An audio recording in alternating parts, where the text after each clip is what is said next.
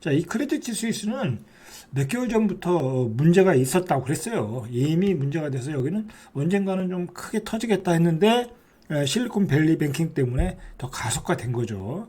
자, 이 은행이 차지하는 위치를 잘 보셔야 돼요. 일단 1856년이야. 이건 뭐 도대체 몇백 년 전에 창립된 거죠. 대단한 은행이죠. 그리고 세계 17번째로 큰 대형 은행이에요. 그러니까 이 은행이 부도가 난다라는 거는 베어스스톤급의 어떤 부도, 그러니까 세계 금융위기를 촉발한다고 보시면 돼. 그러니까 이거 부도가 나면 안 되는 거죠. 그죠? 그리고 스위스에서는 두 번째로 큰 은행.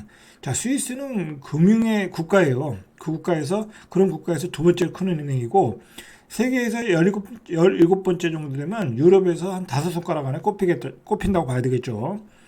자, 지난해에 78억 5천만 달러의 적자를 기록했고 2년 연속 손실을 기록하고 있다는 거예요. 그러니까 투자를 많이 하는 은행이라고 보시면 돼요. 그래서 주가가 지난해 3분의 2나 떨어졌고, 자, 고객들 역시 마지막 석 달 동안 지난해 마지막 석 달 동안 1,200억 달러를 인출을 해갔다라는 거. 저 은행이 언제 망할지 모르겠다. 그래서 고객들이 돈을 빼가고 있다라는 거야. 고객들은 돈은 빼가고 투자한 돈은 다 날리고 있고, 그런데다가 이 은행이 여러 가지 스캔들이 있었어요. 그래가지고 법률 준수를 위반한 문제도 있고, 뭐라더라, 마약 거래와 또 연관이 있고, 무슨 스파이 사건에도 연루돼 있고, 하여튼 도덕적인 문제도 좀 있었다라는 거예요. 그리고 2021년도에 이 한국계 헤지펀드 이 빌황이죠. 이 유명한 사람이었잖아요. 이 사람이 이 빌황이 운영했던 아르케고스 캐피탈이 파산에 몰렸어요. 그래서 167년 역사상 최대 손실을 입었다라는 거예요. 이게 이제 이 크레디트 스위스가 투자한 거예요. 여기에 투자했는데 이게 파산이 된 거예요. 또 그 파산한 금융회사 그린실과 관련해서 두 개 합쳐서 한 100억 달러를 또 날렸다라는 거예요. 자, 이렇게 사정이 굉장히 안 좋았다라는 얘기예요. 크레디트 스위스가 추락하는 것은 글로벌 금융 시스템의 균열이다라고 보셔야 돼요. 여러분, 그러니까 이 기준점을 딱 만들어 놓으셔야 돼요. 크레디트 스위스가 이건 큰 사건이라고 보셔야 돼. 자, 그래서 이거 지금 막 돈을 막고 있어요. 그래서 그 대주주가 사우디의 국부펀드인가 그런데 출자를 해달라니까 거부했어요. 거부했어요. 그만큼 사정이 안 좋다는 거죠. 근데 스위스는 이제 자국이니까 중앙은행이 필요하다면 CS에 유동성을 공급하겠다라고 했어요. 그래서 이제 진화를 한 거죠. 그나마 진화를 한 거예요. 문제는 이게 돈을 그냥 쏟아 부어도 밑 빠진 독이 될 수 있잖아요. 그 투자한 상품들이 계속해서 손실 나면 나중엔 어쩔 수가 없는 거야. 그러니까 또 알 수가 없는 거야. 자, 이 은행이 최근 21년과 22년 연간 결산 보고서와 관련해서 회계상 내부 통제에서 중대한 약점이 발견됐다고 밝혔어요. 그러니까 이런 게 안 좋은 거지. 그죠? 감사를 했는데 중대한 약점이 발견됐다. 그러니까 이게 우리가 뭔진 모르지만 투자한 것이 막대한 손실을 입었다라는 거예요. 입었고 앞으로도 시간에 따라 손실이 더 늘어날 수도 있다라는 얘기죠. 자, 그래서 CS는 5분기 연속 그 손실을 기록했고 지난해 4분기만 1,000억 달러 이상의 고객 자금이 유출이 돼서 이미 상황이 악화되었다. 이때 실리콘밸리 뱅킹 사건이 터지면서 더 큰 위기를 맞이하고 있다는 거예요, 지금. 자, CS가 어제 휘청거리니, 자, 유럽의 은행들도 어제 주식들이 폭락을 했어요. 프랑스의 BNP, 소시에타 제너럴, 독일의 도이치뱅크, 네덜란드의 ING, 영국의 바클레이스 다 9에서 12% 폭락을 하고 있어요. 자, 그러니까 JP모건도 4.7%, 시티그룹도 5.4%, 우리나라 KB 금융지주도 계속 빠지고 있고 많이 빠졌어요. 신한지주도 많이 빠지고 있고 NH증권도 많이 빠지고 있고 다 빠지고 있어요. 자, 요즘 이제 이런 금융주, 우리나라 이제 금융주 같은 경우에 미국도 마찬가지지만 이렇게 싸다고 들어가시는 분들이 있어요.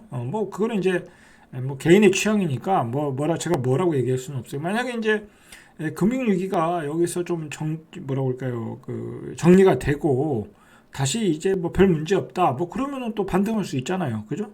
그런 것 때문에 들어가시는 분들이 있는 것 같아요. 자, 그러나 지금은 굉장히 위험하다. 왜냐면 앞으로도 위험할 수 있다고 하니까 뭐 사실 뭐 그 우리나라 KB금융주나 뭐 신한지주 이런 거 다 외국인하고 기관이 들고 있는 주식이잖아요. 그죠? 그러니까 물량을 줄일 수 있죠. 그죠? 줄일 수 있으니까 무리하게 뭐 싸다고 매수할 건 아닌 것 같아요. 개인적인 생각은. 자, 오늘의 주제죠. 이 블랙록의 CEO 레리 핑크가 또 경고하고 있어요. 자, 글로벌 금융 시스템의 그 균열을 경고했다. 아, 참 이거 타이틀 보세요. 그러니까 우리나라의 대부분의 그 기사들의 타이틀이 뭐냐면 금융 시스템의 위기는 없다. 시스템이 파괴되지는 않는다. 그렇게 이야기를 하고 그 증권사나 뭐 아니면 뭐 경제 전문가들 나와서 뭐 다 그렇게 얘기하잖아요. 그죠? 그렇게 얘기하잖아. 그러니까 앞뒤가 안 맞는 거예요, 지금. 자, 세계에서 가장 많은 돈을 운영하는 그 블랙락의 레리 핑크는 글로벌 금융 시스템의 균열을 경고하고 있어요, 지금. 자, 이게 팩트라는 거야, 이게. 자, 지난주 실리콘밸리의 충격적 파산을 계기로 미 연방준비제도의 공격적 금리 인상이 금융 시스템의 균열을 드러냈다라는 거예요. 자, 균열이라는 게 이제 시작되면 어떻게 되겠어요? 붕괴되는 거죠, 붕괴. 균열이 드러났다라는 거예요, 지금. 자, 레리 핑크는 15일 투자자들과 CEO들에게 보낸 연례 서한에서 실리콘밸리 뱅킹 파산이 수십 년 동안 이어진 그 싼 돈, 쉬운 돈, 이지머니, 그러니까 저렴한 이자로 만든 돈에 대해서 우리가 지불하는 대가라고 했어요. 그러니까 너무 많이 풀린 돈이 결국 우리한테 재앙으로 다가왔다. 그리고 시장은 여전히 긴장하고 있고 더 많은 은행 압류와 폐쇄가 있을 것이다. 그러니까 앞으로 많은 은행들이 파산할 거라는 거예요, 지금. 자, 레리 핑크가 이런 이야기를 지적했어요. 더 많은 은행이 줄줄이 파산할 것이다. 자, 레리 핑크는 2008년 금융위기 후 시장을 정의해온 공격적인 재정, 이 통화 정책이 1980년대 이후 볼 수 없었던 높은 수준의 인플레이션을 보여주고 있다. 너무 많은 돈을 풀었잖아. 2008년도에 뭐 1조인가 2조 풀고 그다음에 코비드 이후에 3조인가요? 막 그렇게 풀었잖아요. 그렇게 풀어서 지금 인플레이션 현상이 나타나고 있고, 그리고 지난해 채권 시장이 금리 인상 국면에서 15% 폭락하자 레리 핑크는 금리 인상 속도가 1980년대 이후에 가장 빨랐다. 자, 그래서 금융 시스템의 균열이 드러나고 있다라는 얘기예요. 자, 레리 핑크는 그 SVB 파산발 금융위기 구조를 가늠하기 어렵다. 그러니까 앞으로 어느 정도로 이게 파급 효과가 있을지, 어느 정도 많은 은행들이 파산할지를 가늠하지 못하겠다라는 거예요. 그는 은행 자산과 부채 만기의 미스매치.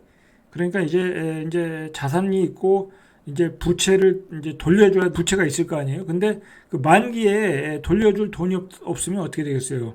부도가 나겠죠.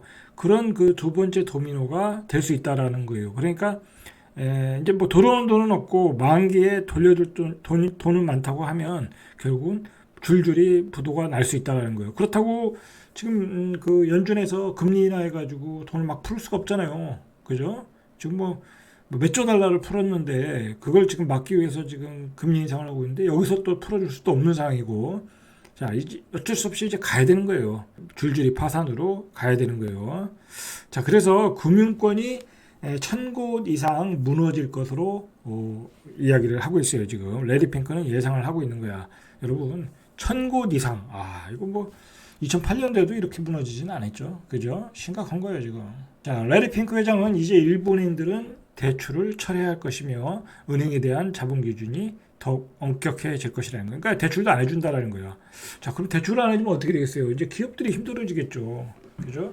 시장에 돈이 마른다라는 거예요. 왜냐면 자기들이 돌려줄 돈도 없는데 좀 빌려줄 돈이 어디 있냐고. 그래서 유동성 브리치가 세 번째 도미노가 될 수 있다라는 거야. 두 번째 도미노, 세 번째 도미노. 자, 세 번째 도미노가 되면 이제 금융 위기가 되는 거겠죠.